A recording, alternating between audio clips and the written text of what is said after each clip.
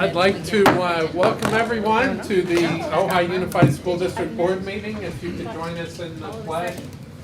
I pledge allegiance to the flag of the United States of America and to the republic for which it stands, one nation, under God, indivisible, with liberty and justice for all.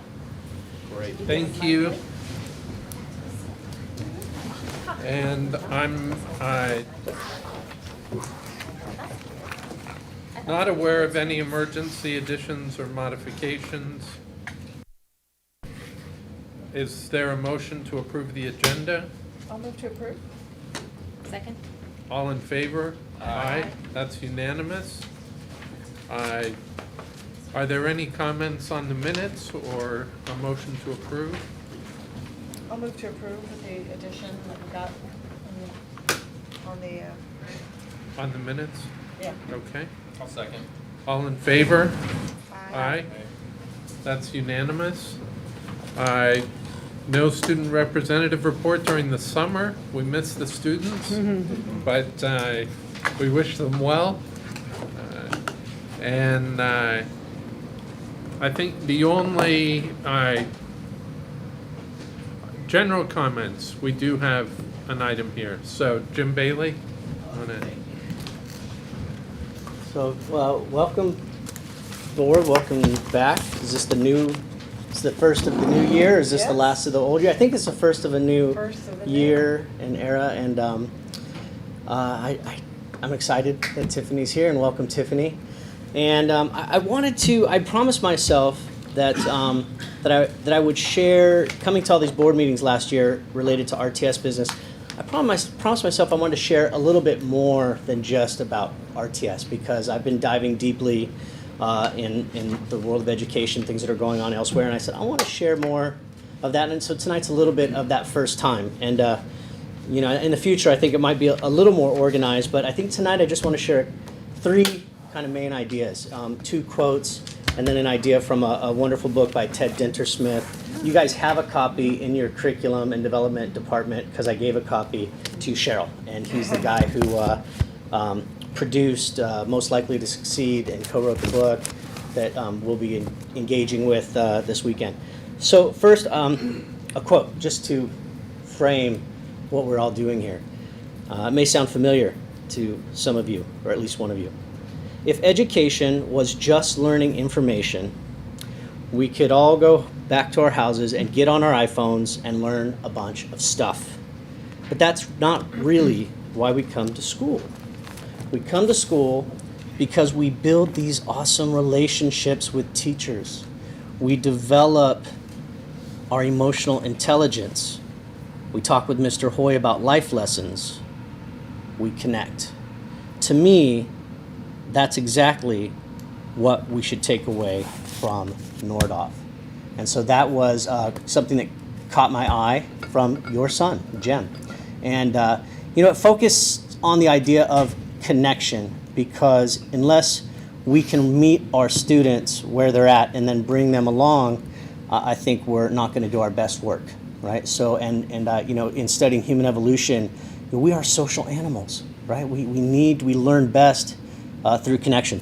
So, and then my daughter, who works over at Bart's Books, was sharing an article that had an idea from a poet, Ocean Vuong, an article about a bookstore in Florida, and it had something again that grabbed me about the importance of what we're doing here. And he says, in a bookstore, and I want to say in a classroom, because that's where my mind went. In a bookstore classroom, you get a human being who is also a map maker of possibility. As teachers, as educators, you are practicing one of our species' oldest arts, the art of fostering, sharing, and shepherding our most vital stories into the future. So as a school board, as people who work with students, are we shepherding our civilization's most vital stories into the future? And I think sometimes we've gotten in the weeds. I think sometimes we get lost in the minutia. And so I think we have an opportunity to re-envision what those things are in the coming years. And so I'm excited by that. And one last thing, and this is for the board, and this is from Mr. Dintersmith, who traveled around the country and met with teachers, school board members, students, etc. And he says here, he shared about school board members. Serving on a school board can require 5 to 15 hours each week, making it hard sometimes to attract qualified members. Not here. Boards can make or break the success of a district and its children. Pay attention. During my trip, I asked top superintendents about the key to turning around a district to a person. They said the right school board. So I recognize your task is not easy, and I thank you guys for your work, and I just look forward to the opportunities we have to work together to bring some exciting changes to OUSD. So thank you. Thank you very Thanks, much. Jim. Yeah. All right, so moving to item 7.4.1, review of the next steps regarding Summit Elementary School property. So I know that you have seen these before. In jumping in my 3 weeks on the job and trying to become an expert in surplus property rules and requirements, I needed to kind of take the work that we've been doing and take our options and make a little graphic representation of next steps. So this is my thinking about what options you have before us. I shared this with our property attorney. He made sure these are the correct steps. So the first thing to decide is to surplus or not surplus the Summit property. We'll go through option B first. Let's say that you don't declare surplus, not at this meeting, but at a future meeting. Your options are essentially to leave the property empty, or you could do a license agreement. The license agreement, we currently had one last year that expired with Rock Tree Sky that expired on June 30th. So there's no current license agreement for anyone to be using that site. The license agreement can be revoked at any time. It's not an actual lease. It's a license for activities to occur at that site. If you choose to declare the property surplus, then you have a few options, and they can happen, well, the twos, the reason they're numbered like that, is anything that is a 2A, 2B, or 2C can happen kind of simultaneously. So you don't have to pick one of those. You can pick to concurrently pursue any of those three kind of at the same time and then make a decision later. So you can declare the property surplus and continue to have a license agreement, and that license agreement can be a bridge to the lease process. I've added in the timelines for these, but you can see they all require some number of months to complete, somewhere between 2 to 6 or more months to go through the lease process. So if you were to declare surplus and then you wanted to lease the property, you can start with a bid process, which I know you've had many conversations about that, and you went through that when you did this property, but just a recap.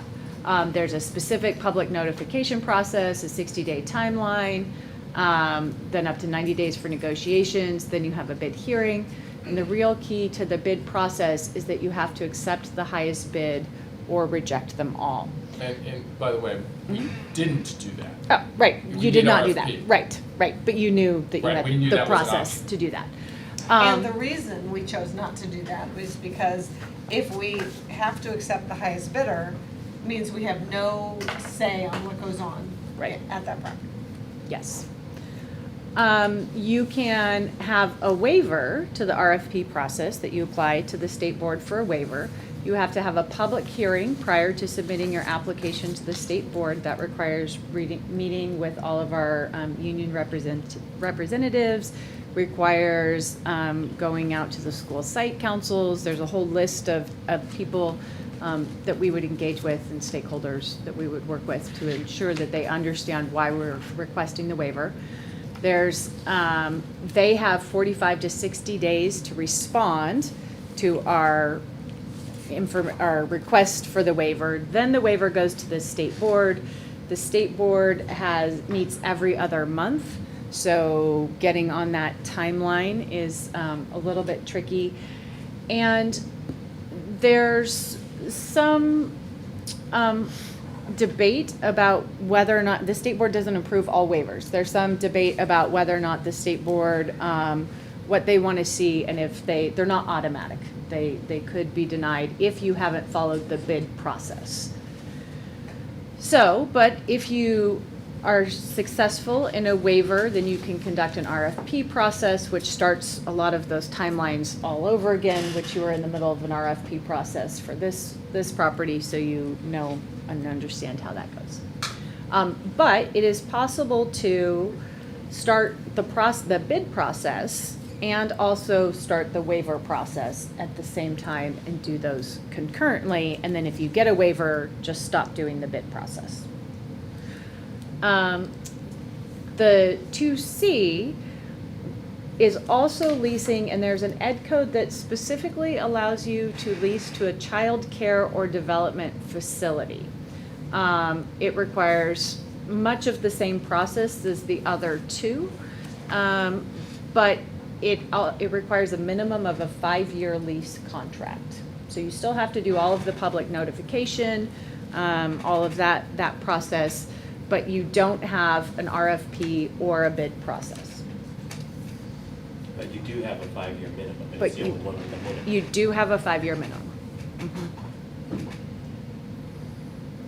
So those are the next steps and options as I see them. Right. The next item, which addresses option B, is an agenda item to renew the facility license arrangement with Rocktree Sky, which, to refresh everybody's memory, is month to month with the ability to cancel it with no notice. Was month to month. It was month to month. Yeah, it could be. Annual. It was for a year with cancelable every time. Cancelable rights, Yes. Mhm. yeah. Before we move on to two, the point being that tonight, we know these steps, but we're just receiving information, we're choosing not to declare surplus at this time. Well, we can't at this time because it wasn't on the agenda. Okay. I think it would make sense to perhaps agendize the ability to take an action on option A for our next meeting. So we would prepare the resolution, and the resolution looks slightly different for each of those 2A, 2B, and 2C options. So we can draft resolutions for all of them. We can draft resolutions for a couple of those if you think that those are open, or we can, yeah. I would like to have all the options on the table. However, I wouldn't like to pay the legal fees for all those if we're not really gonna head down to one. So if we put it on a future agenda to have an action of declare surplus or not, then at that meeting, we discuss among ourselves which, as a group, we have a right. preference for, and then move forward Yeah. with.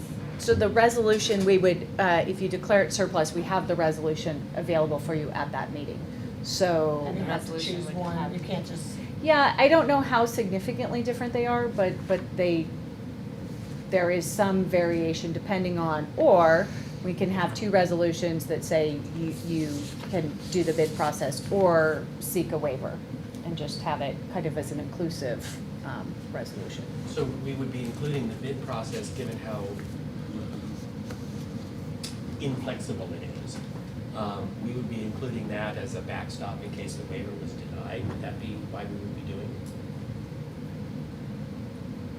Yes. Because otherwise, the RFP, I mean, from where I see, gives us maximum flexibility in our choices. If the RFP is denied, then we can go Then back to the bid bids, process. yeah, and so it's a backstop. Rather Well, than starting it at the same time. and so, doing it concurrently, Yeah. you're suggesting doing it concurrently so that if we're denied a waiver, we're not 6 months down the road. Right. When we discover that and then start the bid process. Although you were correct, Jane, that there are legal fees associated with all of this work. So if you're doing it concurrently, there is a cost to that Right. because they're assisting with all of those public notices and so forth. And what are the chances of not getting a waiver? Nobody don't have a really crystal knows ball? that, but in talking to two different attorneys, one said, well, it looks pretty good, and one said, it depends. And it might, I know it was relatively easy for this district Right. office site, but also because it wasn't a school site per se, it wasn't the same as having only a school site. And so they were saying that might cause the state board staff to look at it differently. But I nobody think knows. the cost of a resolution would be minimal, but I think it would be good to understand what the legal costs would be on pursuing the options if we could have that for our next meeting, so we And plus, I understand. think one of the reasons that the board has talked about RFPs in general, especially at the Summit property, would be because of the community's desire to use it for their, their meeting spots, for their 4-H, for, all those things. Although even in a bid process, we could designate space that had to be available for the community, and the bid would just be for the space that we deem to be available. Because I'm picturing, somebody wants to open an Airstream hotel up there, that doesn't bode well for the community in terms of, Right. there's some things that, obviously you'd make more money at the restaurant nearby and the grocery store nearby, and somebody would want to open a coffee shop maybe nearby, but in terms of use of the space, it might not be. Okay. Okay. Any other comments?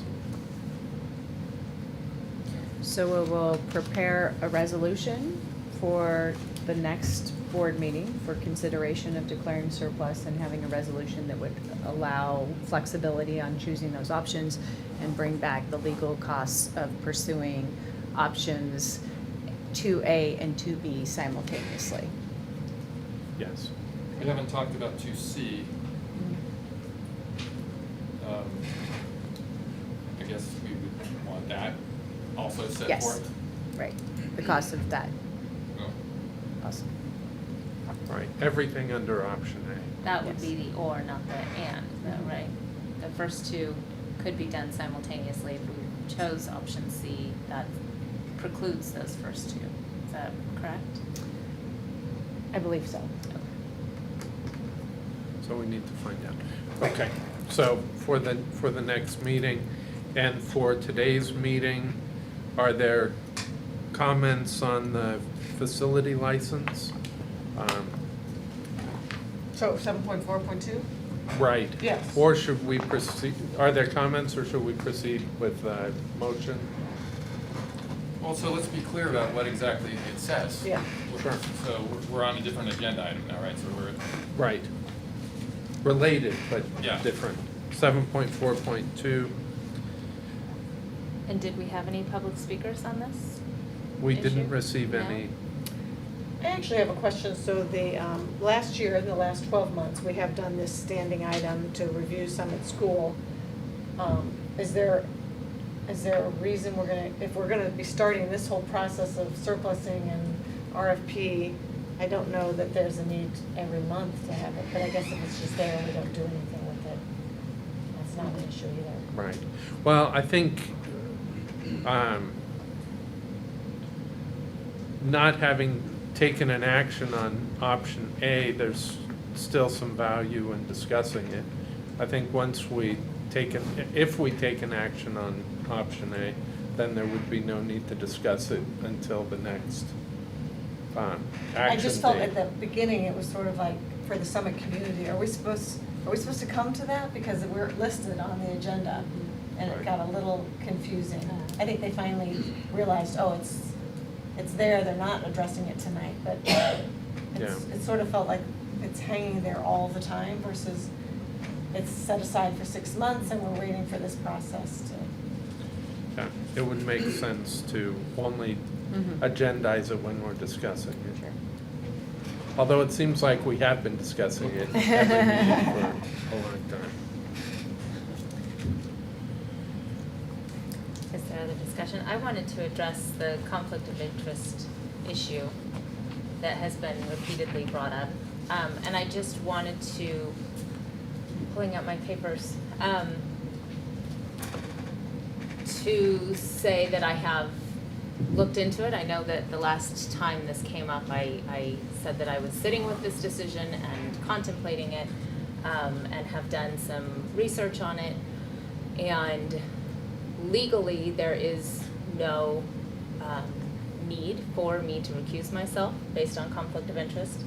And that's based on advice from our attorney, but also from the FPPC, which stands for, I'm gonna remember, the federal, no, not federal, because it's state. The Fair Political Practices Committee, who also said their response to me was, thank you for your question. Under the Political Reform Act, a public official will have a conflict of interest relating to a particular government decision if it is foreseeable that the outcome of the decision will have a financial impact on the official's financial interests.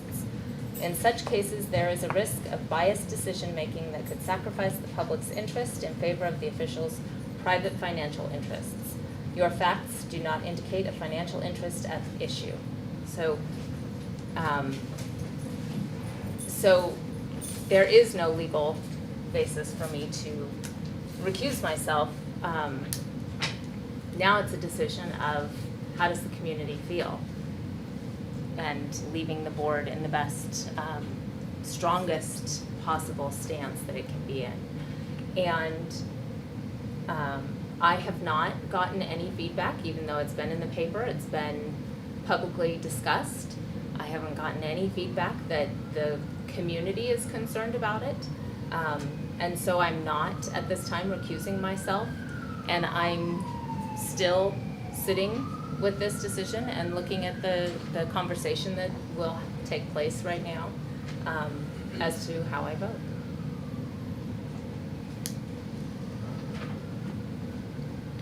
So I have a question. It says the revised license, the revision are dates only.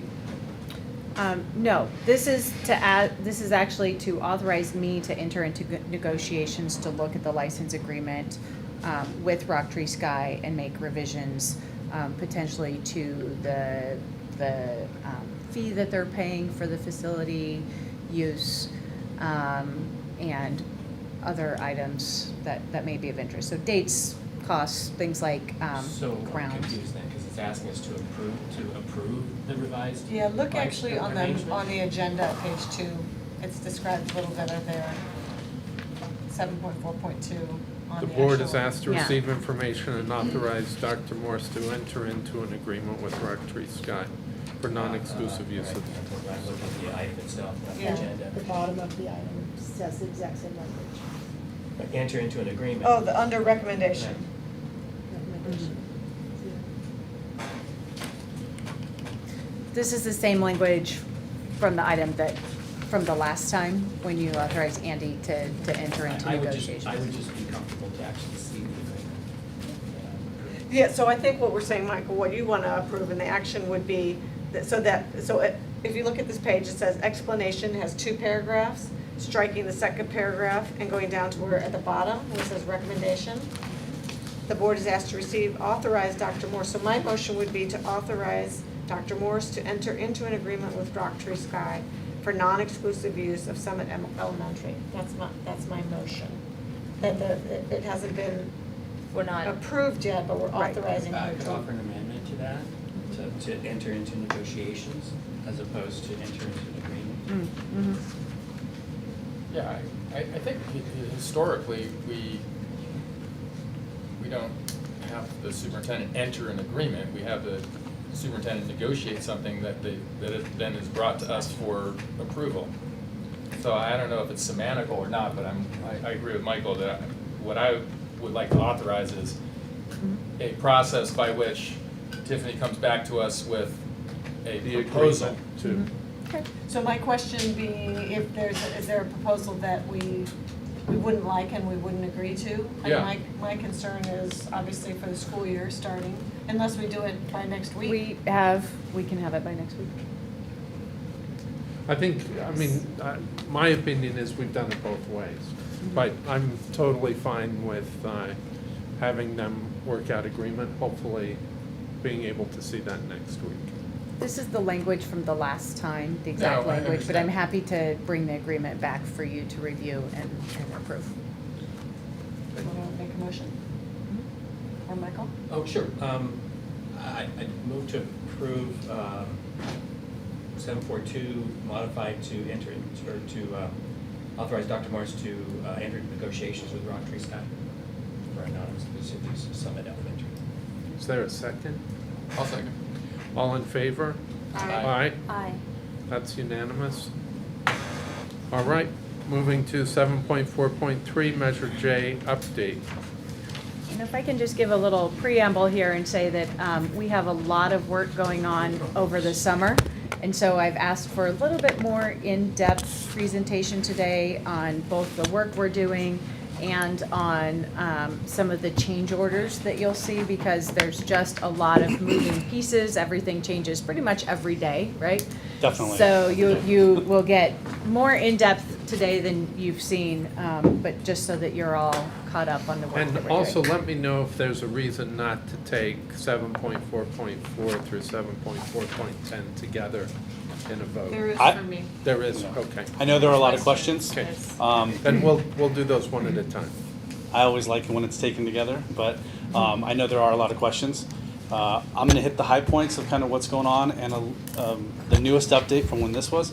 And then Alan's got a little PowerPoint that will hopefully answer a lot of those questions regarding the change orders. So as you guys can see on the update, we still do have a lot going on. Miners Oaks painting, again, is about 85% done. He's still got some touch-up stuff.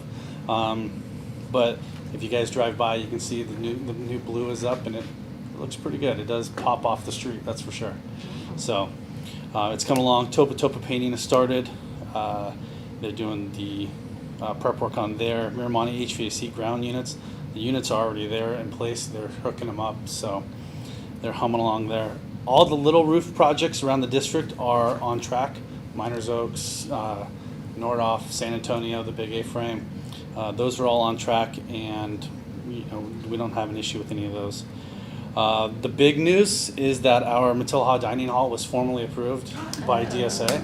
So yes, I know that took a while. We got word Friday afternoon that it got approved, and so we're meeting with Javier and Tiffany and all of us and David next week to kind of lay out a timeline as to what we would like to bid it, break ground, all of the above.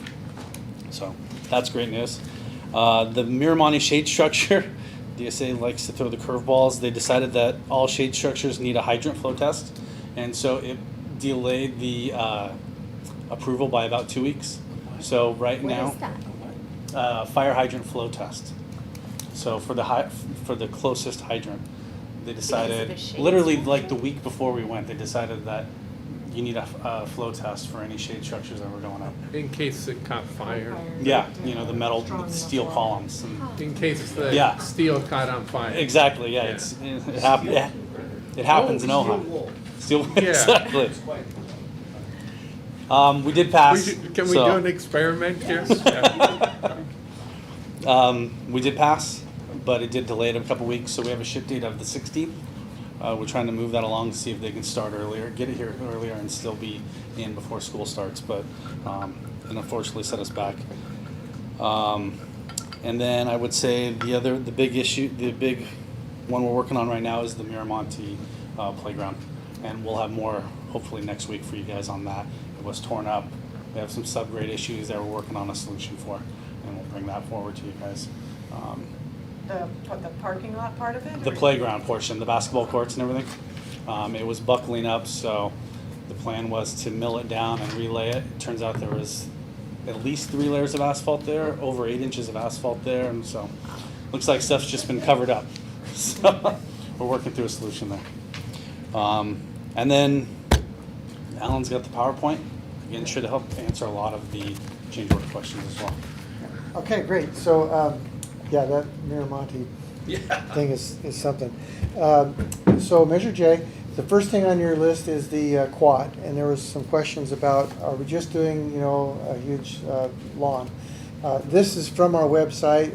This is kind of a rendition of what the area will look like when it's complete.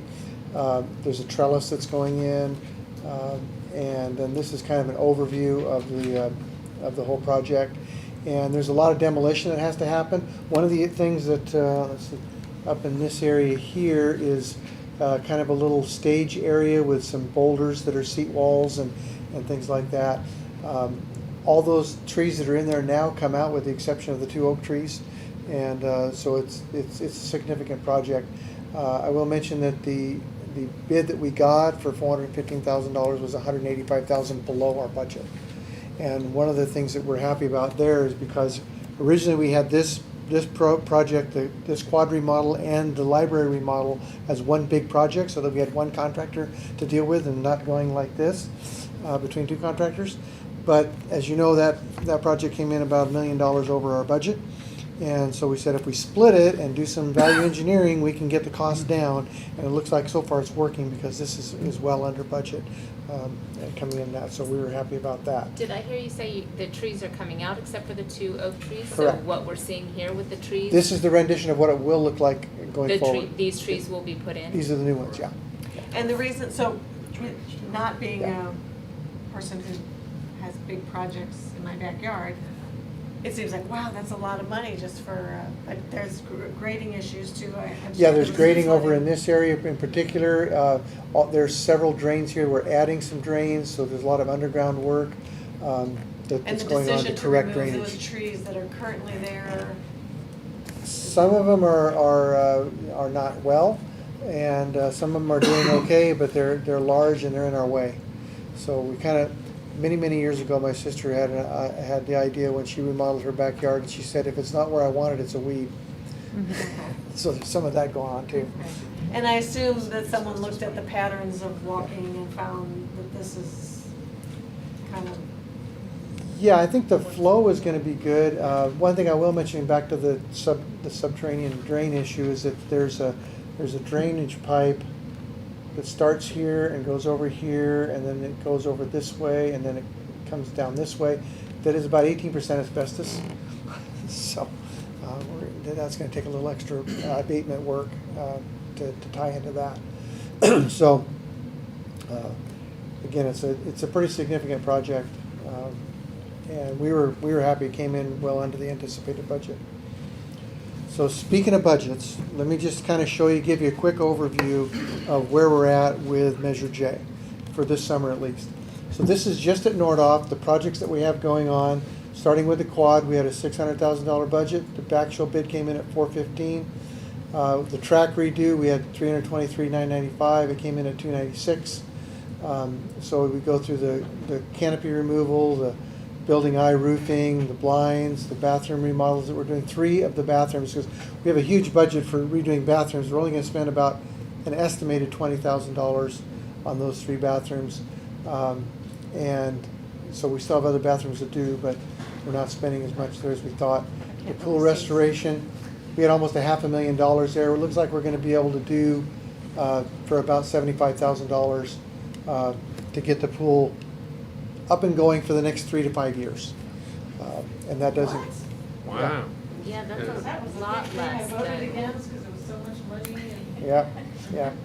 Well, Well- we're tweaking the scope a little bit, but it's still going to get us along for the next. We're fixing the plaster at we're fixing the plaster at the bottom of the pool. We're addressing some leak issues and some other things, and so and there's some new equipment in there for a new pump and that sort of thing. So And the side coping? Yep. the coping, We've yeah. been working with the health department and floating out these ideas. Hey, this is kind of what we're thinking, and she's And on this board. will satisfy the And health she's on board with department. all of This this. will, this will get us clear with the health department, and it also addresses some of the coefficient of friction issues on the decking where it was too slippery. So, Can I ask a question about the track redo? Yes. Well, I should go back to my microphone. I got two more like this, so you might want to stay with Yeah, it. I thought we were voting on a change order for the track that was making it more expensive. The It's- track is, it's that's another- about $6,000 It's for, 6,000, it was the pole vault pad, but you're correct. Okay. yeah. It is So that's related to that, not- but, yeah. So this was the Express original that. budget, not Correct. the actual approved. Correct. Or Right, yeah, not these yet. are all original budgets, all original contracts or awards, so change orders are not a part of this. So then if we go to Matilaha, we have a little sadder story because we end up, spending more money there than we thought we would through all the projects. We knew that this goes back to the original budget number of $1,003,000 for the locker room, and we knew when we approved these that we were really more like $1,005,000. So we knew we were upside down on that. We added the gym windows, which were not part of this scope, so that's a separate project. So that's a whole, just big bite of the apple. The blinds came in good, the paving is looking good, but this is only the staff parking lot. So we have $300,000 budgeted to spend. We're doing $118,000 of it on the staff lot. So this doesn't include the bus lane or some of the stuff around the building. Which desperately needs it. Our roofing came in a little bit high, but still not terrible. And the HVAC is done. That's just those rooms only, so we will have some other HVAC to do in some of the dirty dozen rooms that they call. A little sadder story at Matilaha. I thought we knew we had to replace the roof.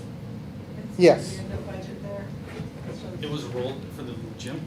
Yeah. It was all rolled into one, actually, so. Yes, yeah, but we broke it out. And Shelley, just to touch on the bus loop, it is on the radar, but we needed to leave it alone till we got dining hall DSA approval. Oh, that Just makes because sense. of the way, the layout, we couldn't touch it, so. So now that we have Thank that, you. we can address it. And there's a really good plan that everybody's on board with for that. Right. Okay, so then if we go to the elementary schools, we're doing a little better budget-wise. So just looking at Miners Oaks, a big issue was that this DSA number that was the whole district-wide number, but we're down to the final numbers on DSA now. And so that paving project came in at $37,000, and we probably overspent. We probably spent in total about $250,000 on that against that $544,000. So the blinds came in good. There's these numbers here. This was a good one. The painting, that's all real money that we did not spend. And that painting was some of you, I think, estimated pretty high originally. The shade structure, we had $185,000 at Miramonte, came in at $95,000.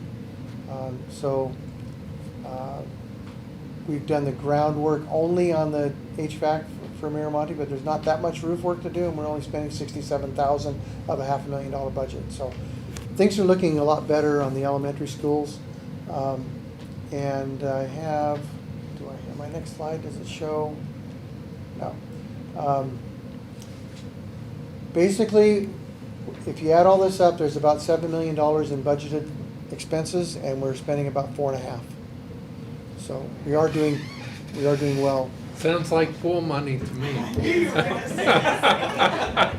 Well, we get to the end of the road, we can do that, yeah. So yeah, I just want to give you that sense, and I can make these available to you individually if you'd like. So moving on then to the track. This is just the one picture I had. I think Adam's got some others, but this will show you, we paved this area here to allow us to extend the track over. Actually, we're going to extend the track into this part here so the runners have a place to warm up. This is just that just remains asphalt, but it's inside the fence, or outside the fence, depending on which way you look at it. A couple of other projects. One of the questions that came up was the roof joisting. The roof joist. This is a change order for about $15,000 at Matilaha, and what you see. This is the old board here, the dark one. The lighter colored board in here is the new board that they have sistered or joined next to it.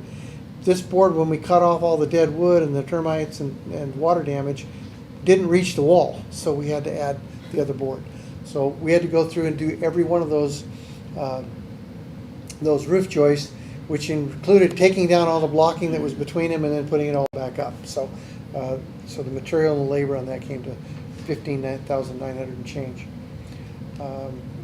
This is just more of the work at the Matilaha locker room.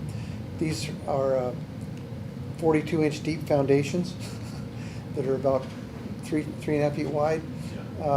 So they're huge. Just to show you some of the, and there's two of these, one for each stem wall. So then there's other just concrete work in there, some framing that's Well, it's been going good on that now. there are pictures because no one's ever going to see that one. Yeah, it's just covered up and it's like nobody knows it's there. And then this is just some framing that's been going on. Then we move on to Miramonte. You've got a change order in your list for Miramonte roof. And That looks fine.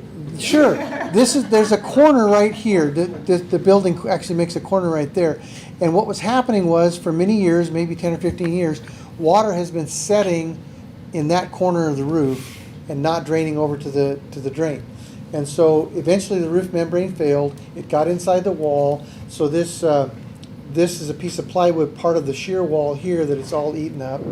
And so that's on the exterior wall, similar thing happening on the interior wall. And so even the moisture from dew and things like that would stand in that area and keep that area constantly wet.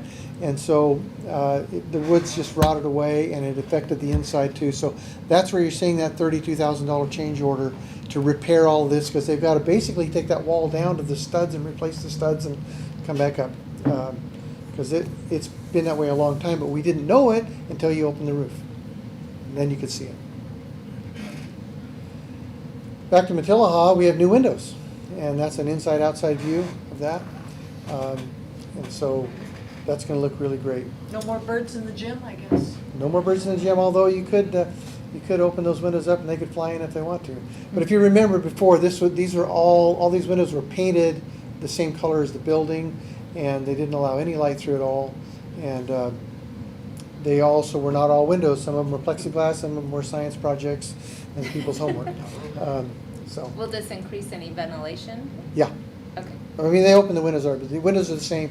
We reconditioned the gears and the mechanism on the window openings. They did work before. They still work. And It was hit and miss, I think. Yeah. yeah.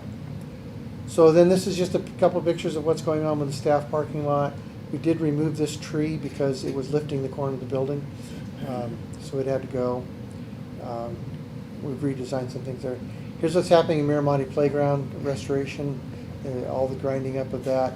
And right about where that grinder is parked right now, if you go out there on the dirt and you jump up and down and it acts like a trampoline.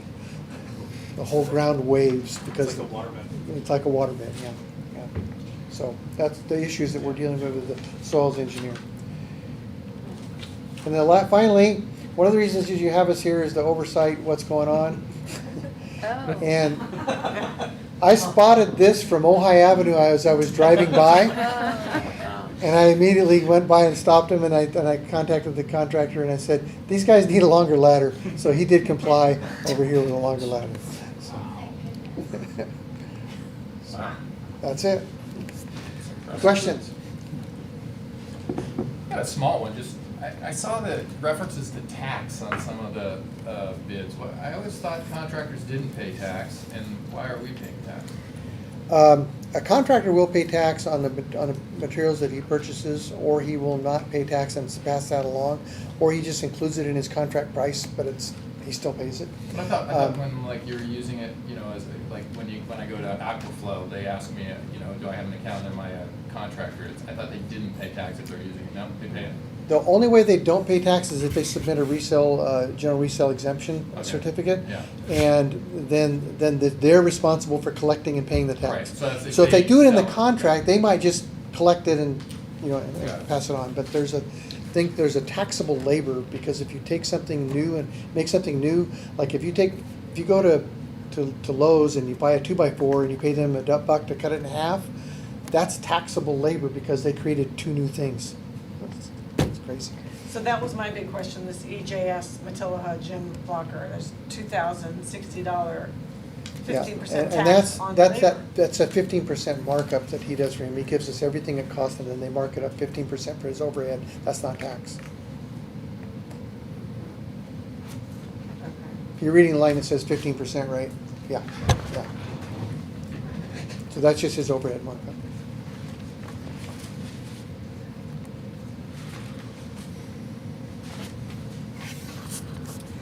So my question on the Matilla, and otherwise I think I'm pretty fine on voting on all of them, was, because this is, I think, the third time we've had an overage on the Matilla gym. My question is more about the future, I guess. So how do we avoid having these kind of issues, or knowing that we're getting, I mean, was it shoddy workmanship that left the Miramonte roof like that? How do we? It's, Alan can speak to it, he's got some stuff, a lot of it's, deferred maintenance, neglect. The gym was built in 48, I think you said? The gym is 48, I think, and then the locker room maybe 54-ish, so it's 65 years old. And some of the stuff you notice once you, like the Miramonte kitchen, once you open up the roof, you find it from the outside, the plaster and the stucco look perfect. And the gym, the whole south wall of the gym was the same way. Yeah. And at this point for the Matilla gym, we've opened everything, there's no more. We don't have any big cans surprises to- left at the Matilla gym, but I will tell you what I do expect to see happening coming down the road for Okay. future. One of the things that they expected when they opened the ceiling, they expected to find some insulation in the ceiling of that locker room. There was no insulation. The code requires us to have at least R7 insulation value if it's underneath the roof plates, and if it's above the roof line, below the membrane but above the roof, it's R8. So we do expect to see a change order coming into. We're going to probably blow in some insulation from below. So that will be something that we have to do just because it's code. I talked to R&T about it, our architects, and they said, yeah, we really expected that there would be some kind of insulation in there, but there wasn't. I feel a lot of things that are built in the 50s didn't have insulation. Yeah. So, but that's our circumstance. There We is. were tougher then. Yeah. There's some discussion about the benches that go in the locker room. They've removed them. They're going to put them back. Should they be resurfaced? Should the floor be resurfaced? A decision hasn't been made, but there's a potential for a change order there that's not part of the original scope. We have the coaches' doors on both sides of those were pretty well destroyed when they took them out because they were old and they didn't work well, and that's what there's a change order pending for the doors at the coach's office. And there's also a door at the back where that goes to the storage room where the water heater is, and that utility room. That's a metal door that wasn't metal, but it was pretty much damaged. Plus, once you have a beyond new reuse. wall, the old door won't So fit. yeah, we were planning on using some of the old doors, and we couldn't. And Because the door has gotten crooked too. yeah, finally at the gym on the east side, which used to be the boys, now it's going to become the girls, there was a wooden structure which at some point in history fell, and so they removed it, and that wooden structure still exists on the west side of the structure, and that needs to come down, and because it'll fall down if we don't, and it's so part of that remodeling of the locker rooms, we're going to take that down, and there's a little bit of work to do on the door frames that access the gym in order to get to the right height. We were required to have 6'5", and we have 6'4.5". So we have to do a little bit of work on the doors there. We're doing some creative things there with the door jamb to try and get that extra half an inch. So I do expect that we'll see some kind of a change order for removing that structure and fixing the door height. That's what we know. On the child resources portable roof? Yes. So Garland, it's got a Garland roof? Is that a Talking about the city- CDR building in Yeah. Miramonte? That's the quote we have is to do it with Garland materials. Okay, so it was, because I remember hearing Garland as if, a type of roof or brand, is that? They're a material supplier of roofing Okay, all right, materials. so they're not, And they also warrant the roofs after they're, because they have Yeah. certified installers. Yeah. Once he's installed it, they warrant it. So I guess I was getting to that, like, you know, I buy my tires at Costco and I never get warranty anything, no matter Right. what, never, ever, ever, you know, just always didn't do them. Yeah. Right. Was this a Garland thing in the first place that should have been warranted or not? Not that I know of. I mean, do we have a system in place where we take advantage of warranties? You know, is there some? Oh, absolutely. some Yeah, we're doing that evidence at Miners Oaks right now. Right now. Yeah. But this was not one. Yeah, Miners Oaks had a roof leak with a brand new roof that they put on last year, and it caused some water damage inside, and we're going through the process with Brazos right now. In fact, they just signed their contract with one of the guys that's doing remediation work and testing. Must have gotten into something. Oh, I could speak to it a little bit Yeah. further there. So we have warranty cards for every roof that we get done. So yes, every single rain event that I've been here, we have Garland out, and they're out within like an hour, 2 hours or so. They do a free assessments, they give us work lists, and he also kind of gives us a nice benefit where he has a selection of 5 or 6 contractors that he knows their schedules, their work, and kind of gets us in touch with them if it's an emergency. Also provides training and ideas for our maintenance team to take care of issues on our own. So, and then if it is truly like a Garland issue where they sell basically what it is, it's a cool roof. So it's a membrane and then it's a sealant on top of that membrane. So if that's damaged, they repair it, you know, for 50 years. And then I think on these portables it'd be 20 years. I They think don't it's provide 15, it. it 15 says, on this yeah. one. 15 Okay, and yeah. 30, I think it's 15 and Restoration, 30. It's not Right. full replacement, Okay. so there's only 15 years on this 50, one. yeah. So yeah, but all the newer ones, the bigger contracts are, you And know. at Miners Oaks, they replaced that whole roof. Cool. Yeah, Yeah. and for instance, going with Garland, we're doing, San Antonio on the main building, we're doing a Garland under laminate, and they actually will warranty the whole roof, even though they're not supplying the actual Da Vinci tiles, they'll warranty the whole thing. So if we ever have an issue at San Antonio now, we can just go to Garland. And most of our campuses now are Garland. Cool. Yeah, district-wide, pretty much all Garland roofs at this point, which having that person to call when things go wrong is phenomenal. Yeah. And so, yeah, we are, like you said, because that was my big worry originally going with Garland, was, yeah, I have a stack of warranty cards I've never touched, you know, and I've probably replaced parts that were under warranty for computers I own and things like that. Yeah. And so that's something we're not doing with this round with Garland. And they also got us into CMAS, which has saved us hundreds of thousands of dollars on material costs, because it's competitively bid all throughout California, so it's basically the lowest price we would ever even be available for, you know, the membrane and the stuff, so. Great. Yeah. Well done. So anyway, I don't think any of those are really large change orders coming up, but I do see some things coming up in the Hall. Right now, we're at 7.1% of the original contract in change orders, so we're getting close to that 10% barrier. What happened to that? So we're not gonna eat up that whole 4.5 million in savings. And just to elaborate a little bit, I think some of these pop-ups that are coming on is because we are flying blind on some of these projects.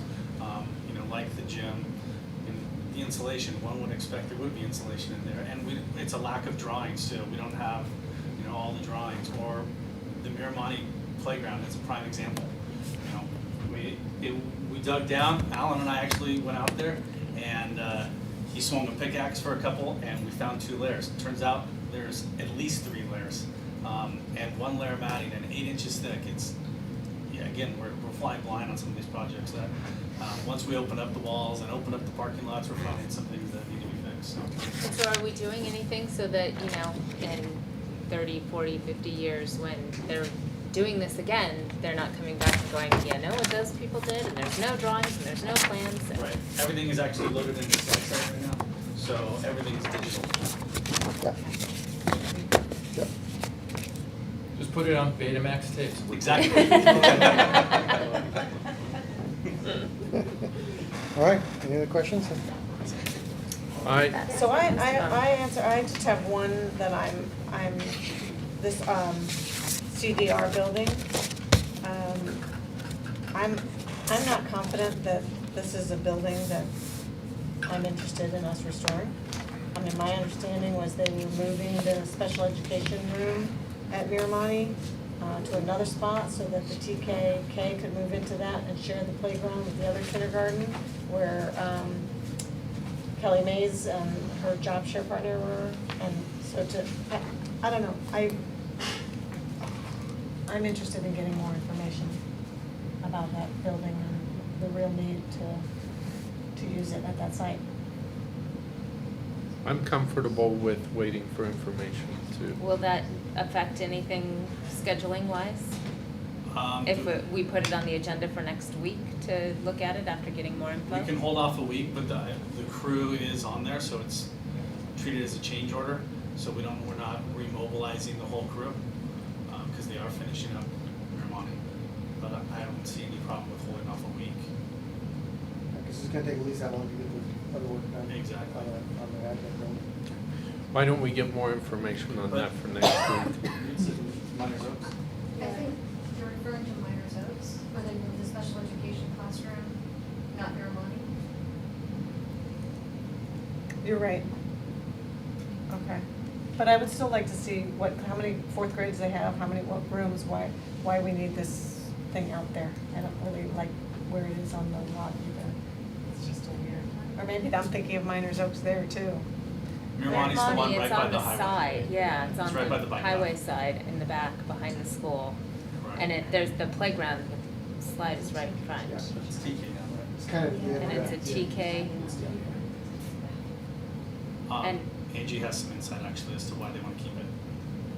As a TK teacher, I think that I believe there's a bathroom in the CDR. Yeah. If there's, and that may be the reason why they're using that, because there's a bathroom there that the TK kids can specifically use. That's just, would be my gut, is that both the kindergarten classrooms are being used and they have bathrooms. And then if it's a separate TK classroom, you have to have a bathroom in the TKK classroom. But I guess for me to know that are we actually having a standalone TK there and, just have a little more. Bring in more, Yeah. bring in more. If it doesn't hurt to have a week to confirm it. And where No has harm done. TK been? Because it hasn't always been in that was Smart Start. TK was when we officially had TK, not junior K, but transitional kindergarten. I believe that was, they were using that with Stephanie Hull was using that classroom for TK. So she's been in there for a couple of years, I believe. I'm thinking even farther back than Then apparently. That was always, there was no separate TK, they were always part of the kindergarten. classroom. That's what I thought. And now it's separate. Okay. But she wasn't there during the day and then an after-school program using that room in the afternoon. It was Smart Start during that time, and then when Stephanie came in, Smart Start was gone. Is that? I believe so, Sound like and the right Stephanie timeline? took over that classroom and used it for just TK and then for her kindergarten class, TKK class last year. And do you know, Ed, do you remember how many, did we remove portables from Miramani? We did not. I think so. We took out 4 I at just feel Miners like Oaks. there's so many Two at empty Topa. spaces. I don't know. It does have a toddler TK bathroom, which is nice. But I guess my question would be if we do these repairs and kind of dedicate that space, then we are saying, we've gone back and forth in the last few years as to an East End, West End TK, and that's kind of fluctuated. Are we saying for sure now TK is gonna be housed at Miramani? Or every site, right now it's every site. Right. And that keeps getting played They with. won't have that information for you by next week? Okay, fair enough. So then unless there's other questions. Yeah, I mean, I guess my only concern, I think we learned that we purchased this building, so I guess my concern is it seems highly, highly unlikely in light of the fact that we just bought this, that we would not want to fix the roof, other than making a huge change and deciding that the money we spent only a month ago to buy it was wasted and we're not going to keep it up. So it just feels to me like it's something we're going to do, and maybe that information can follow. But I guess as long as it's not going to delay anything and prevent it from being done. But it seems highly likely that we're going to approve it, in light of, like I said, just learning that we just bought it. Based off of the inspection and the pictures we've seen from inside and walking it, and I would not wait obviously through the winter, so. It does leak. It does leak, and it leaks pretty substantially. Yeah. So if we are leaning towards keeping it all, we should probably do it. So then the other question is what other it's the roof, then what other repairs have to be done inside? Right. You know, we purchased it, but you lost that money before you spend another 30 grand on it. We better make sure it's something we need. I know there's some ceiling tiles, there is some flooring. So likely this 14,000 isn't the final bill. It's final for the roof. For the so, roof. And I can't speak for David's team, but, I don't see that much more. I thought, yeah. Carpet cleaning will take care of that, and then the ceiling tiles are a few $100s. right. So, If there's a roofing issue, how do we know there's not then wall issues the same way that we're uncovering right at Matilla? valid concern. But we won't know until we take the roof Right. off. We're not taking the roof off, it's a metal roof. Yeah, this one's It's just a mostly restoration. being just painted. restoration.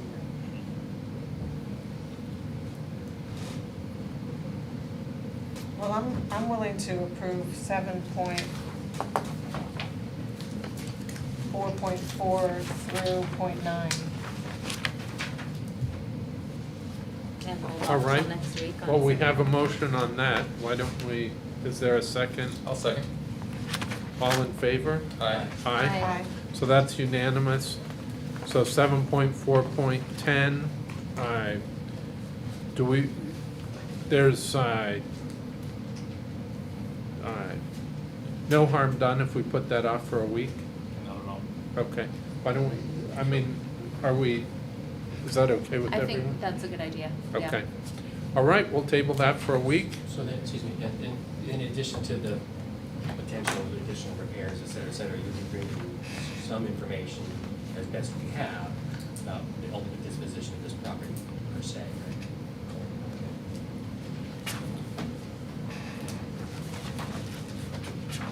All right, next item, 7 point, and thank you very much. You guys are doing a lot, and It's it's exciting. much appreciated. I Yeah, love driving very by each exciting. site, it's like, Yeah. oh, something's going everywhere. Yeah, Yeah, it looks a little crazy, but it's a lot of fun actually, so. And you'll see we're Linda Jordan is working on a social media campaign so that our community is also aware of what we're doing. So if they drive by and say, what's happening, they can see it on social media and then see a link to more information on our website. So just trying to share that information and make sure that everybody has access to know what's going on. fantastic. All right, 7.5.1, approval of a special meeting, board planning session retreat. This is for August 17th. Do we have times that day? So that we're I'm talking still about? working on the agenda, but I was considering 8 to 12. So a half day, so actually your preference, if you'd like morning or afternoon, whichever actually. My preference would be morning. I agree. Mine's I don't know same as about well. 8, but I'll. Well, because if it's not, if we don't end at 12, then we have to have lunch, and so I was like, you know, that, then the 12 to 1 time, if you don't have lunch, is not useful, because you're just hungry, so I was trying to like back up the, I've always loved trust falling in the morning. Maybe 7 to 11 would be good. I'll have snacks then. Late start committee. Aye. I'll move to approve a Is there a retreat on second? August 17th. Okay. I will second. All in favor? Aye. That's unanimous. 7.5.2, this is discussion and potential action regarding security video policy. Do you want to give us an I update do, on I this? just have to get to the right page, Sure. sorry, I was still at the last. No problem. So we currently have a board policy that is included in this item, you can see, and the important part of this is the last sentence, any audio capability on the district surveillance equipment shall be disabled so that sounds are not recorded. We have installed new security cameras a year ago, and they do have the capacity to capture and record both audio and video. So the question for you is, would you like to revise this policy to allow the recording of audio? Or would you like to retain this policy as is, in which case all audio recording and capturing features of the security cameras are turned off. Are there any comments? I'm in favor of keeping the policy as is and making sure that audio is not recorded. I agree. Yeah, I think Yeah. privacy concerns warrant this policy. All right, is there a motion? I'll move to retain the policy as written. All in favor? Aye. Aye? Aye. And I'll second it. Oh, okay. I'm sorry. I'm usually pretty good about not jumping the gun there, but, good. And a retroactive second. All right, that's unanimous. All right, 7.5.4, discussion regarding potential. Three, approval of updated student work permit policy. I'm really slacking. I think I'm tired. Zap Sue. I have, all right, so this is to potentially update the existing board policy regarding student work permits. Are there questions or comments about this? I think this is to expand the ability to do work permit. We had a grade requirement, and it's my opinion that, I mean, if it's not impacting a student's ability to learn and they want to work, that I think we should support that. Well, I was surprised to find that, I mean, why would they need that during the summer? Why would they even need a work permit in the summer? Well, they need a work permit, but I think you mean the GPA requirement? Well, no, I mean, Or- my children went on jobs, they didn't have a work permit. What, is that under age? They Under- should have them if they're under Under 18? Under 18, right. We send them all summer long. We just signed one with the, so I'm with you, Jane, my kids. legally you should have one. I'm not, Well, my children are all now in their 20s, so. That's right. but this is essentially, Come and get us, right?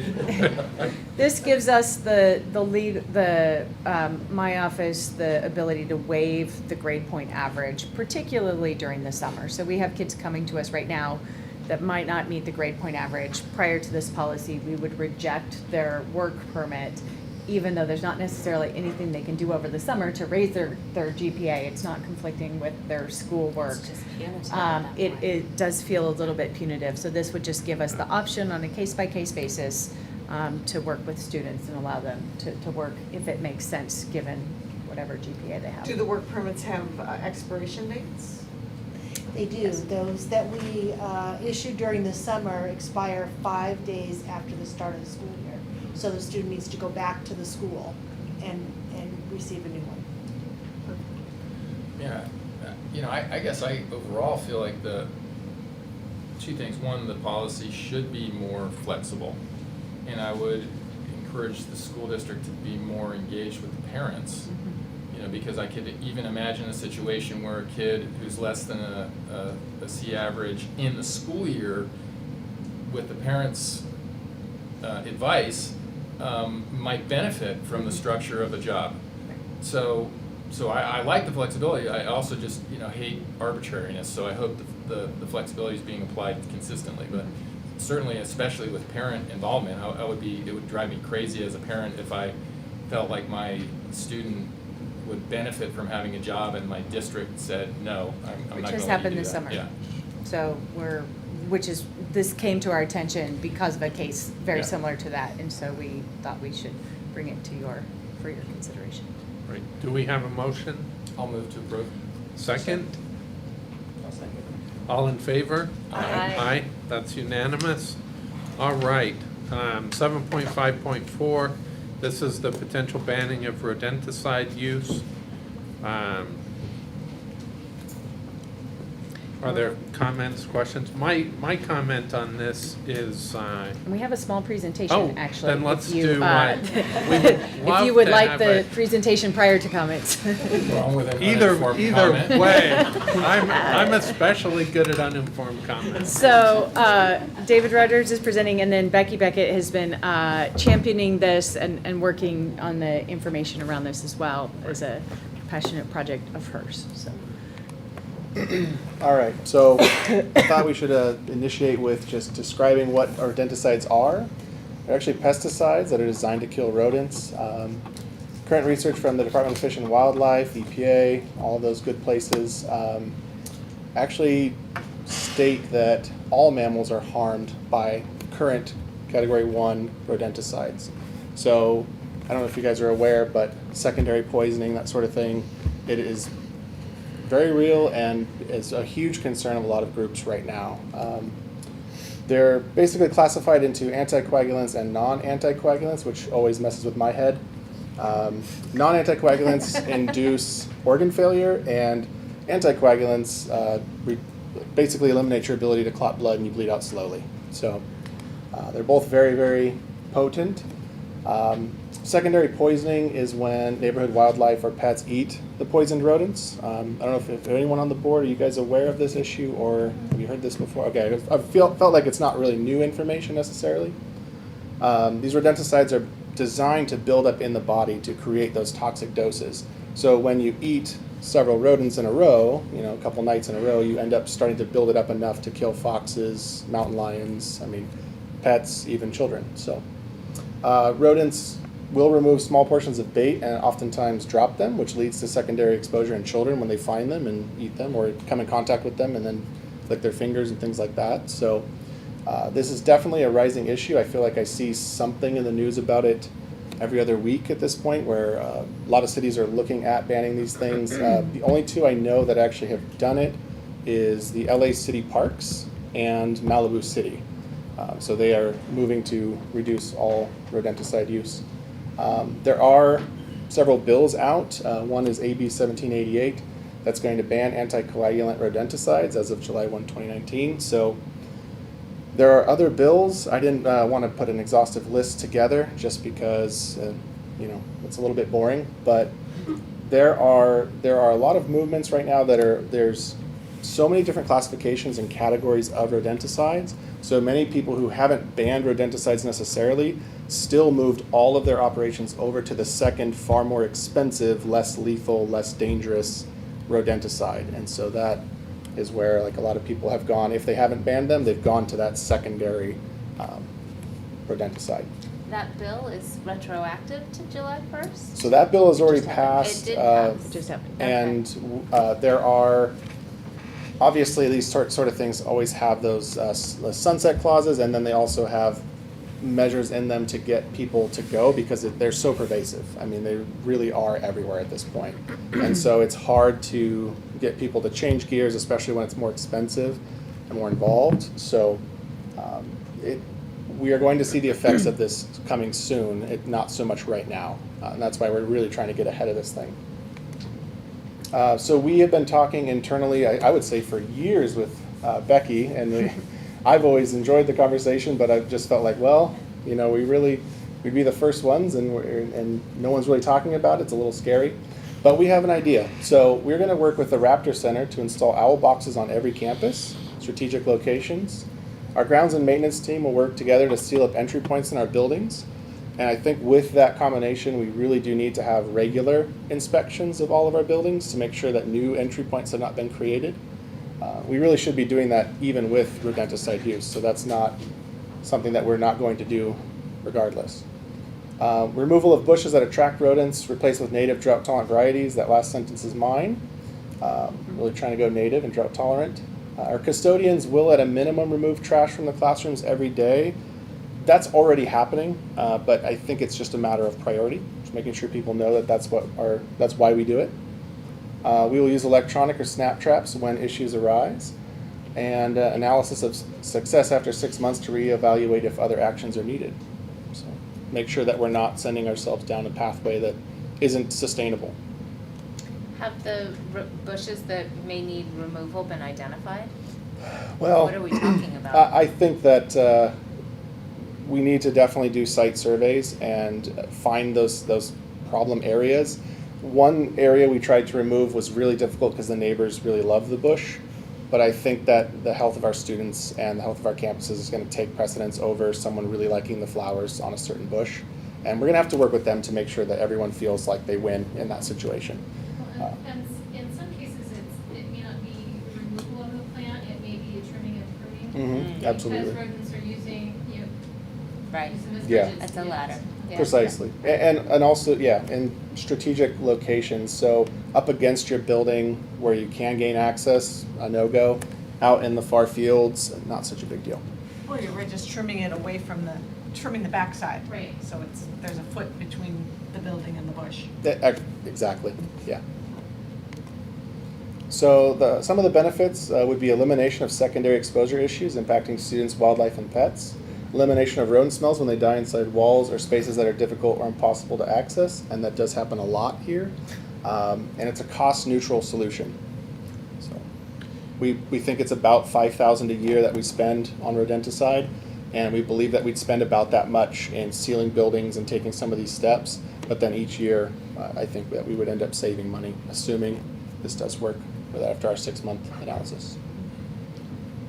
I was happy to see, because it didn't say on the thing that we had, you're talking about the electronic, like with the rat zappers Mhm. versus glue traps, which are just. Yeah, glue traps to me were a no-go. I know a lot of people swear by them. I think they're pretty inhumane. I do too. Yeah, the old school snap traps, like they work well, and it's sad, but it's a humane way to go.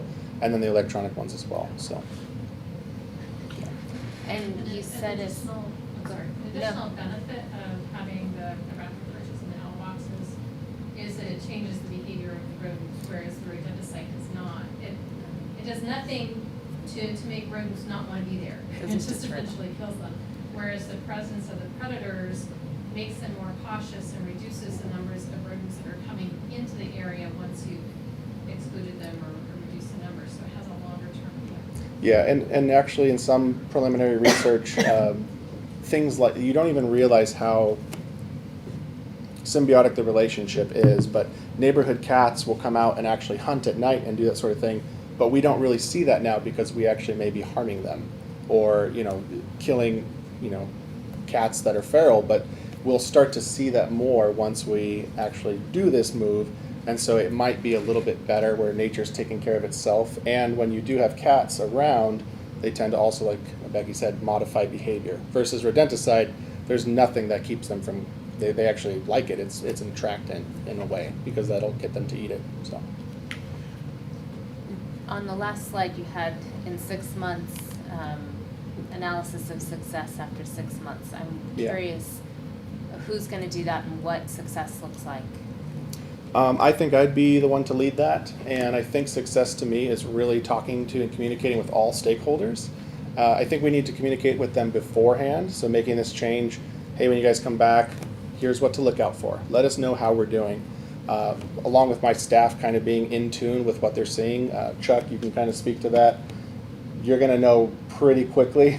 I don't even think it would take 6 months if we there are have an rodent issue. problems, we will hear about it. Yes, exactly. And so Nobody's and we not really, gonna tell us that. Yeah, and we do want to keep that communication medium open, and then just evaluate. I mean, a survey could be a good way to go about it, but I really feel like right now I could just call the office managers at every site and really get the scoop, in about an hour. So they're pretty in tune.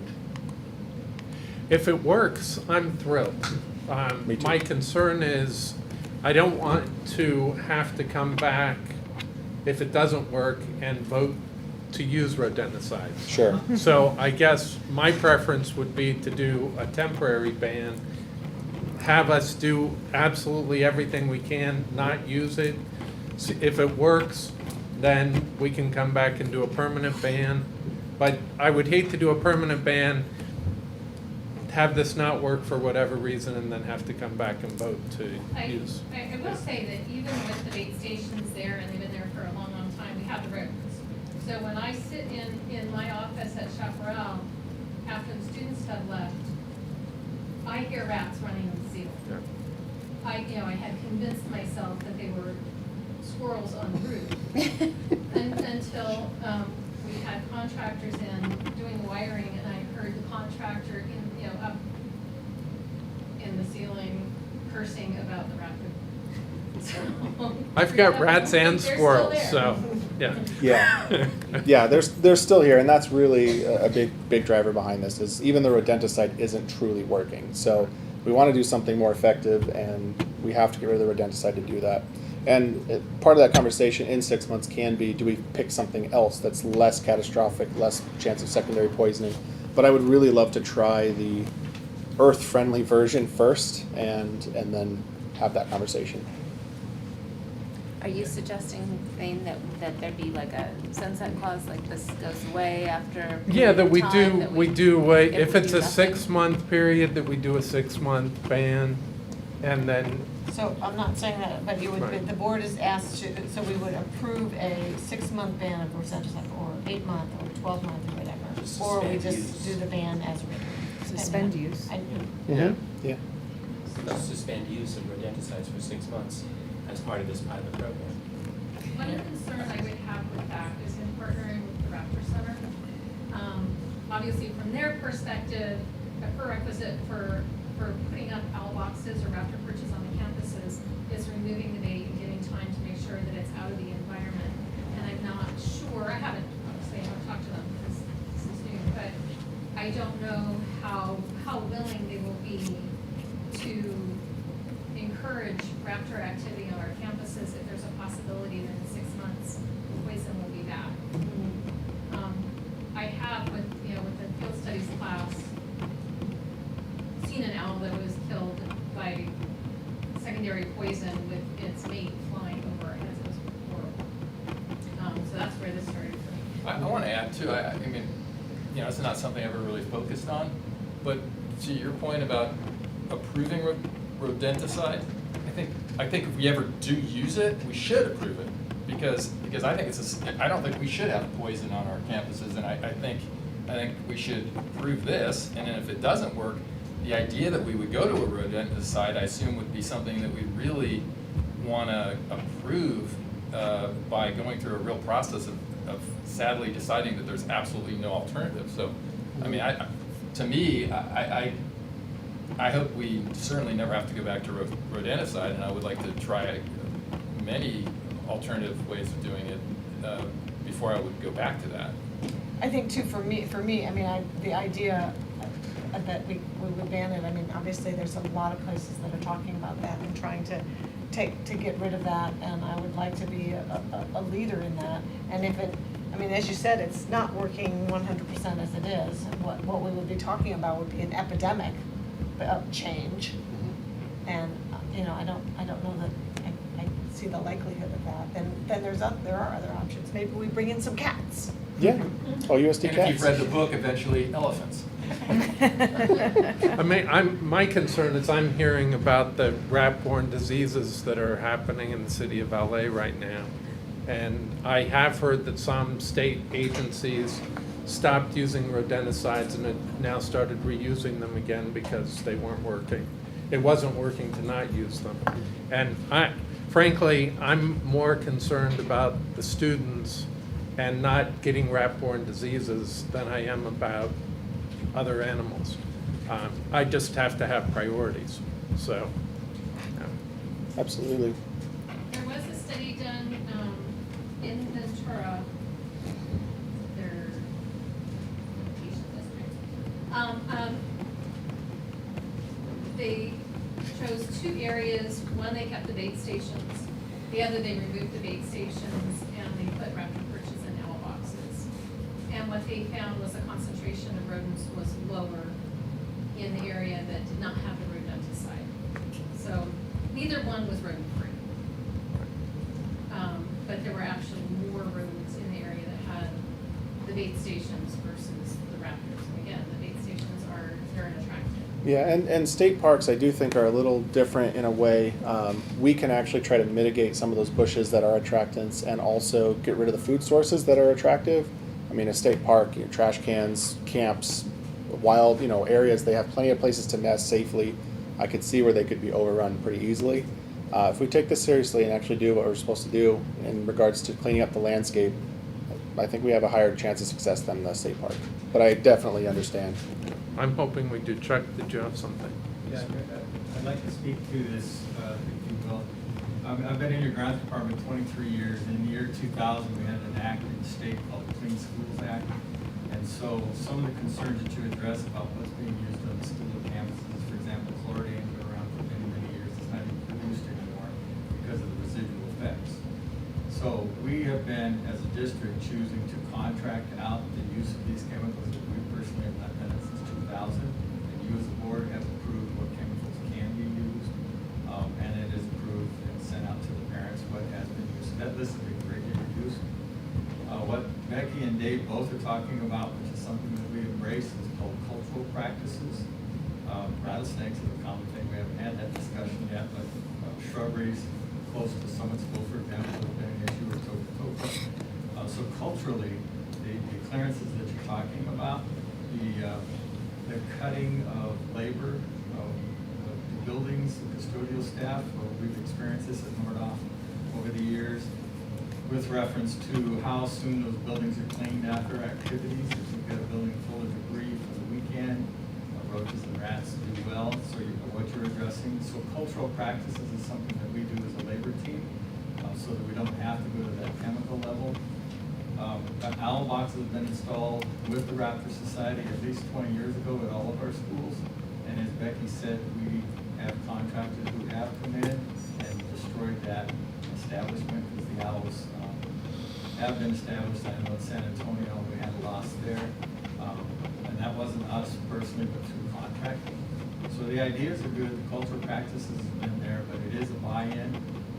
And with our short staff, it's tough to do that cultural part. And I'll give you an example with herbicides right now, because you as a board have said no use of herbicides in the district. So all this mulching that we're doing is creating a cultural issue with plants. Like if you look at from Tillaw School right now, a bit embarrassing. And I own that, that's mulch. But that is a cultural practice.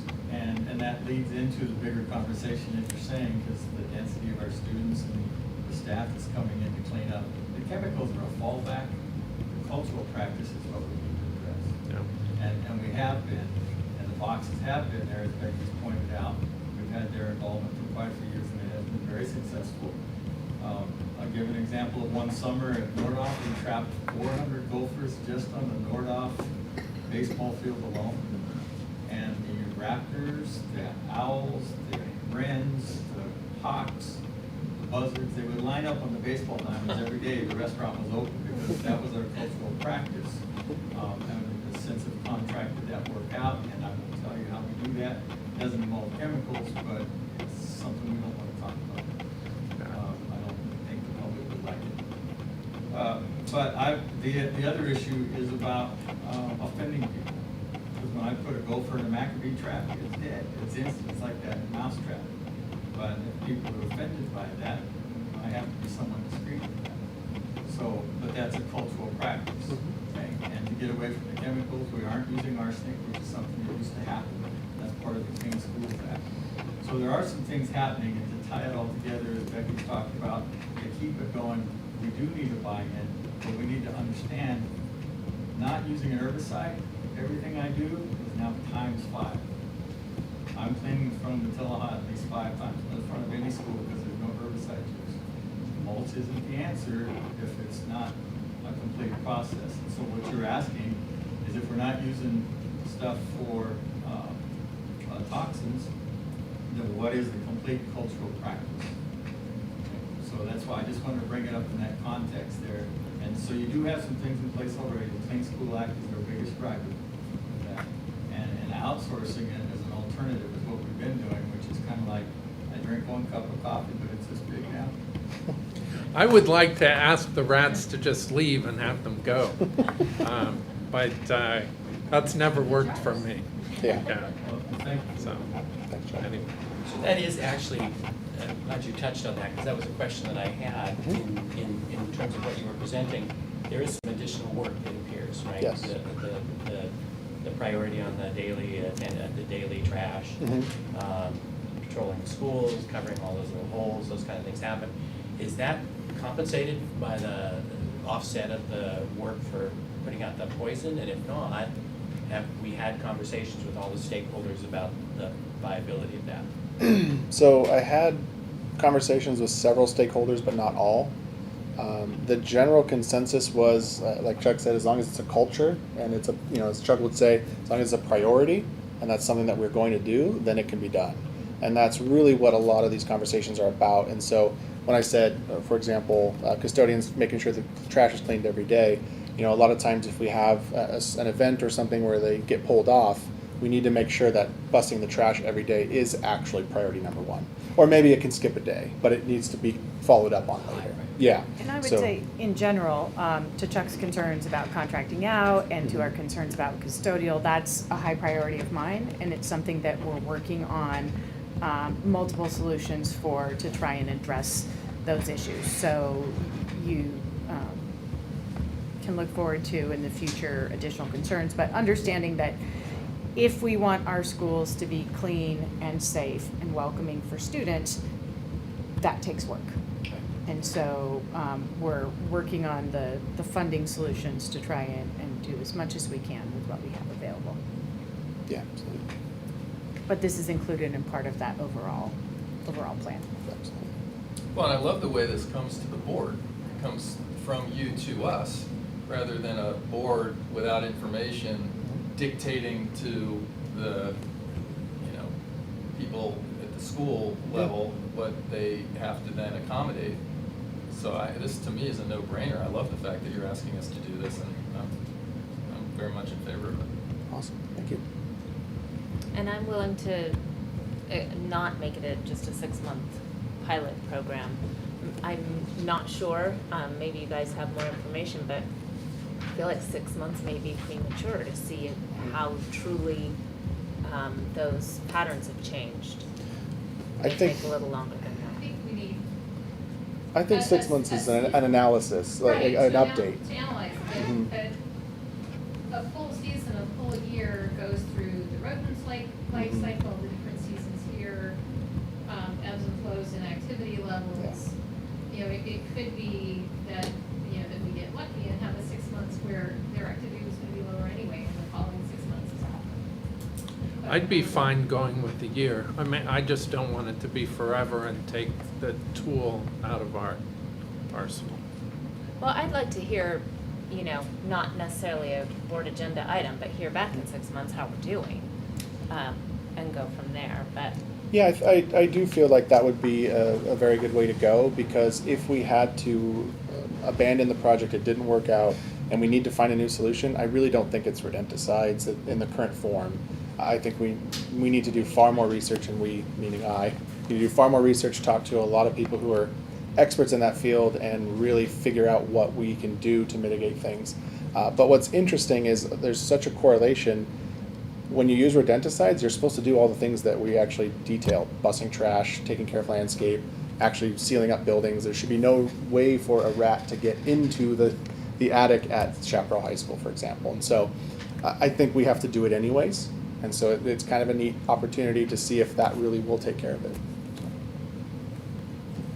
Well, just FYI, I would like to vote on the item as written, which is just to ban the rodenticides. And I believe that if we ever decide to use rodenticides, that itself should be put on the agenda and highly discussed. I think the default should be not using rather than the default going to using, so. Yeah, I should be able to, or I should have to make a pretty strong case to Right. use it.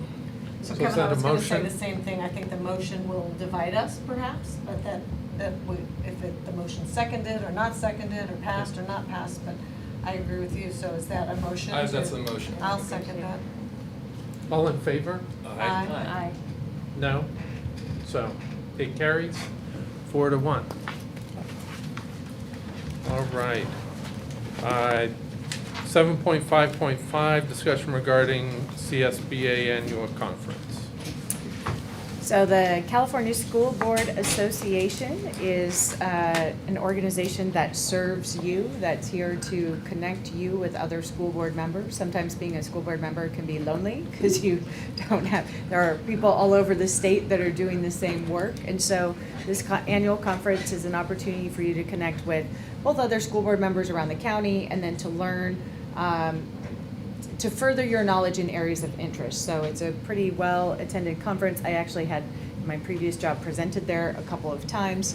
There's lots of different information. So, and me being new and our relationship being new, it'd be great if we had a few people who were interested in attending. together. And if you are interested, the early registration is available through August 2nd, which saves a few $100s per person. We have money in a professional development budget set aside for this year, so that would fund this trip. And where is that? It's And in when is San that? Diego on December 5th through 7th. I have found, so I've been on the board, this is my 5th year on the board. And every year, you know, we get invited, they're usually in San Francisco, which makes it a little less appealing. But I haven't found that the items that they're presenting on are of value to this district, in my opinion. There's a lot of stuff on the Brown Act, always, there's a lot of stuff that are sort of big district items, and a lot of stuff for, you know, sort of the Sacramento approach, which I think is very important, and it certainly helps as a state.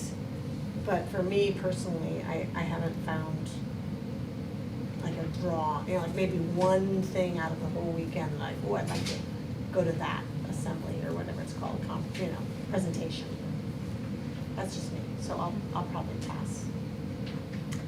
I went my first year, I did go up to San Francisco, and came away feeling like I learned some things, but not everything I wanted to know.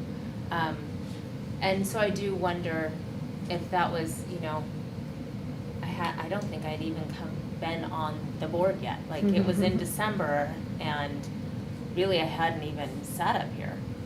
So I had a lot of educational holes in just this process of being here. So there was a lot going on at the conference that didn't penetrate necessarily because I wasn't ready for the information.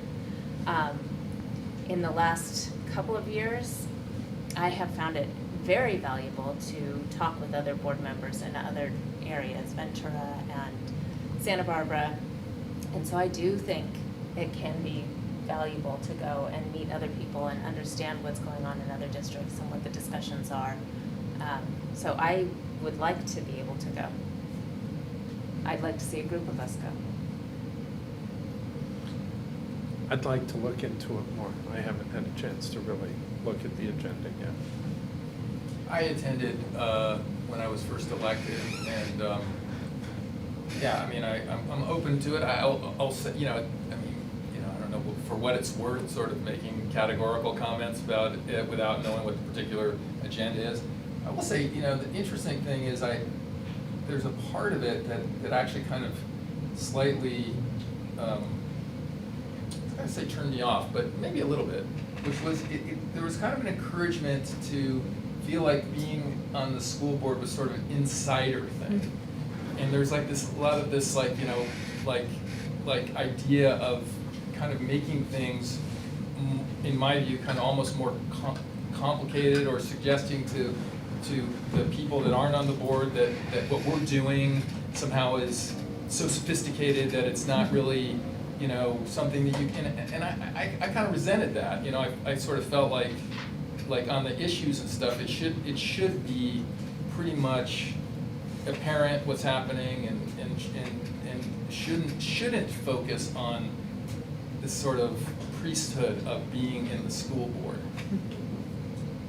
But, you know, I agree with you. I have randomly, literally at times in this job, picked up the phone or emailed, like literally, like gone to another school district, just emailed some person because I saw on their agenda something, and have had some great interactions with other board members. So I agree with that, you know, and I certainly think it never hurts to kind of be among, like, you know, like almost like a convention, right? Among other people doing the same stuff, because you never know what you'll learn. But in terms of the program, I found the program part of it to be kind of disappointing. I kind of had the same experience as Kevin and Jane. I went early on, and it's like, okay, I know the Brown Act, it's been drummed into me forever, not to mention the training we've had here. And other than the funding, a lot of it just seemed, I wasn't really sure what the point was. I do think the networking can be valuable. I'm not a good networker, but do my best. So yeah, depending on the agenda, I'd be open to it. But yeah, it just seemed like an excuse to get together. I do think there's value. My personal opinion is when you go to a conference and you send teachers or you send groups of people, a lot of the value is in the interpersonal development of relationships in addition to whatever is presented. I feel like there's value in having that time together, those discussions together, those experiences together are equal to whatever happens to be in the program. And, I know there are always lots of brownout sessions, but hopefully there are other ones as well. All right, good. So, But there is sign up even through November, I think, right, Yeah, Kathy? for sure. This is just if you wanted to save a few hundred. So if you are interested, I think you can contact Kathy, and then the website has the information, I believe. It might not have it already. I haven't seen the workshop Yeah, titles yet, that but usually we'll comes a keep little later. looking. They do early registration, so you can't choose based on the workshops. oh, okay, wow. That's, I think the big district, little district issue is always there, and I've had it when I have met with our representatives and been in a meeting with larger districts. And when issues,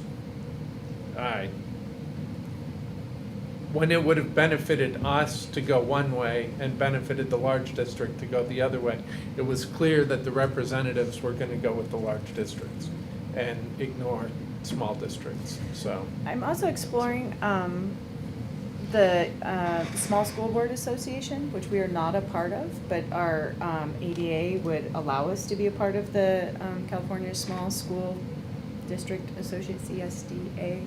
Yeah. And it's not very expensive because small school districts typically don't have a lot of money. And Is it affiliated with? it is not affiliated, it's a CSBA, separate it's a group. whole separate group. And I'm exploring what the benefits are, but some of it they do like contract negotiation so that if you're a member, you can get like member pricing on things. So they do some of that to try and really help small school districts. In fact, in my contract, I'm going to a new superintendent's academy, and I was thinking about going to that one so that I could work with other small district superintendents rather than LA Unified. Yeah. So I can bring back information about that, and at some point I'll be bringing that to you just to consider membership and see if that's something that we would find to be valuable. But Yeah, I'd be interested in more information. That sounds good. All right, superintendent's report. Are we, Oh, I don't know that There was was a no vote. action It was just necessary. information. oh, it has. What a did I You miss? can recommendation see at that, the bottom. an error on the bottom of the page with the Oh, motion. okay. But it is information item. Okay, I thought it was. And I will say, as part of my superintendent's report, we've been fixing up the front office just a little bit. We had some desks that were donated from Rio Mesa that Russ went and picked up for us, and we've been doing just a tiny little bit of touch-up so it doesn't feel quite so outdated. And so Kathy did a great job of putting this agenda together the day that her desk was moved, and she had no internet. And it was quite the timing was interesting, but. I always knew you were a miracle Oh, worker. yeah, she was, yeah, so it was potentially a little stress-inducing, but now it looks quite nice, so we're happy to in a cost-effective way, kind of do just a little bit of improvements. You saw the change order for the blinds in this room, we have the new chairs, we have a plan to redo, look at some of the technology and potentially this dais area. I was watching you all move your heads sideways like this and thinking that we may think about what our options are there. Other reports, we had our first Engage to Impact event last month, which was very, very well attended.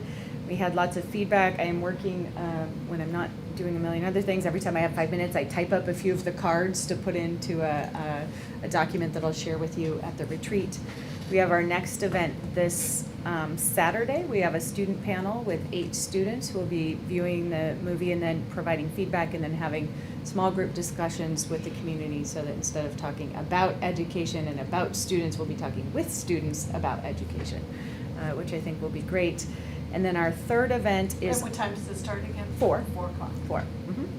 Nutrition Services is providing snacks for us, which will be great, so we can showcase some of the work that we're doing there.